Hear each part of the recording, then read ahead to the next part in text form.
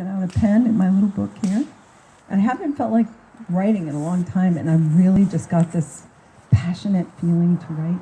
I said, who better than to write about? So here goes.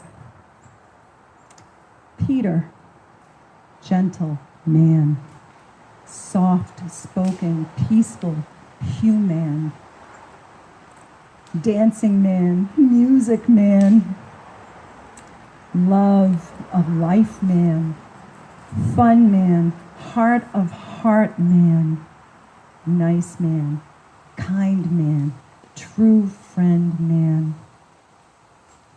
In spirit, you are always in forever as one loving being, dancing as the stars shining in our hearts, a guiding light, a gentle breeze, an ocean wave.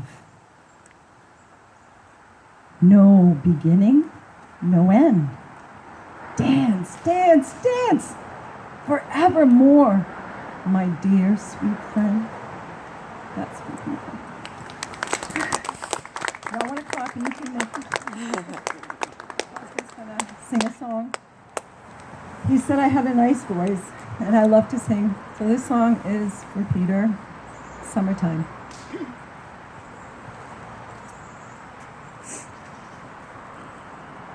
Summertime,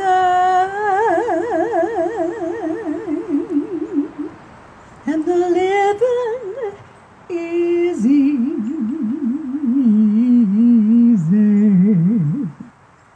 Fish are jumping, and the cotton is high. Your daddy's rich, and your ma, she's good looking.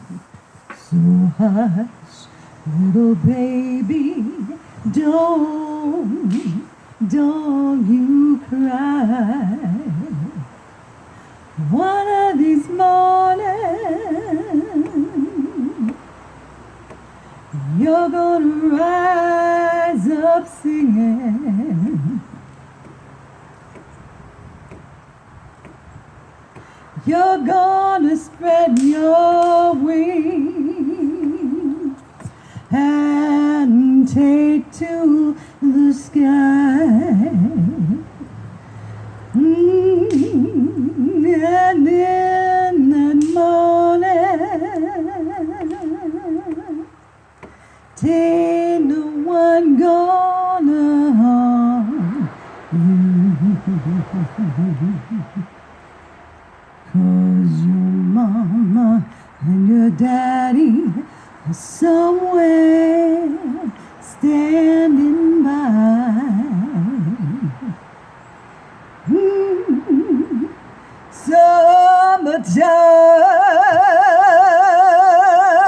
Summertime and the living is easy. Fish jumped and jumped and jumped and jumped and jumping, and the cotton is high. Your daddy's rich, and your ma, she's good looking. So hush. Hush, hush, little baby, so hush, little baby, so hush, little baby, don't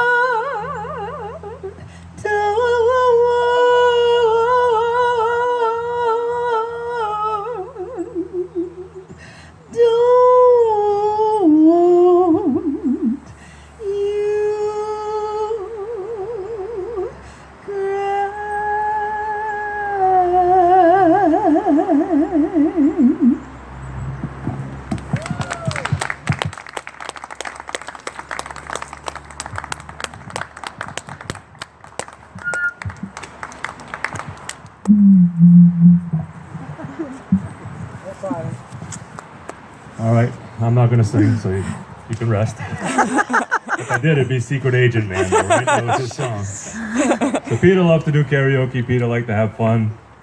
Peter was a man of no judgment. And if he taught me anything, it was just that.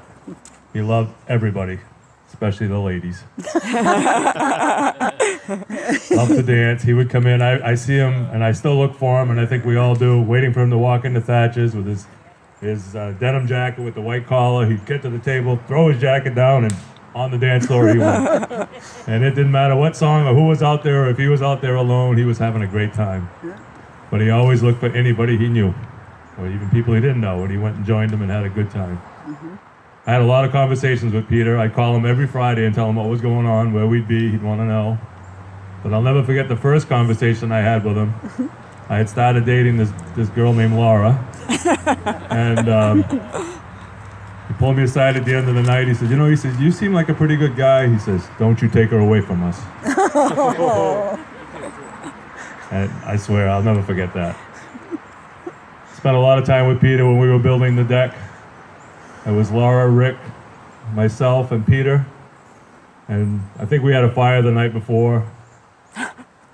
We were working. All of a sudden, I look up, and the woods were on fire. Oh, no. So I yelled to Laura, who was working in the front of the house. I said, we have a fire in the back of the house. And she said, what? I said, we have a fire. He's so calm about it, right? I run to get she runs to get the hose. She grabs the hose, she runs. Peter's coming over, Rick's coming over. Laura's yelling, give me water, give me water. So I turn the hose on. Here comes Peter running to Laura. He grabs the hose, he goes, go get your camera. He had his priorities right.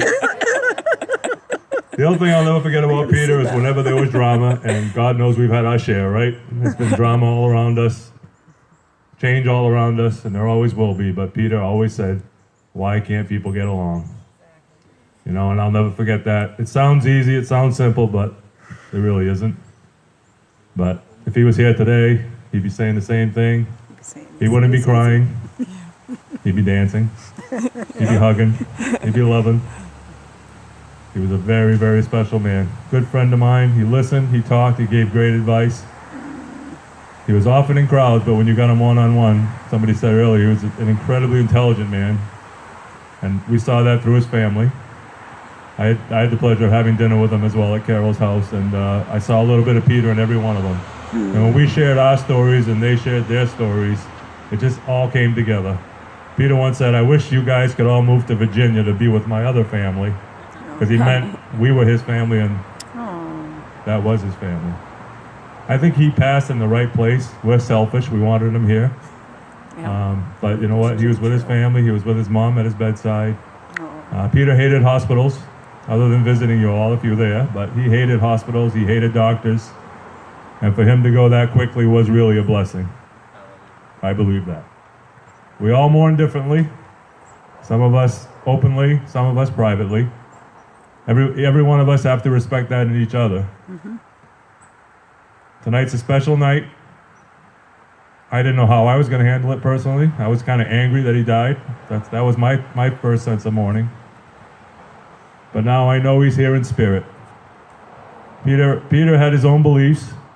People would say, God bless you, Peter, and he'd say, may the Spirit be with you, and wish positive thoughts. He always put positive thoughts, positive thoughts, positive thoughts. So tonight he has positive thoughts.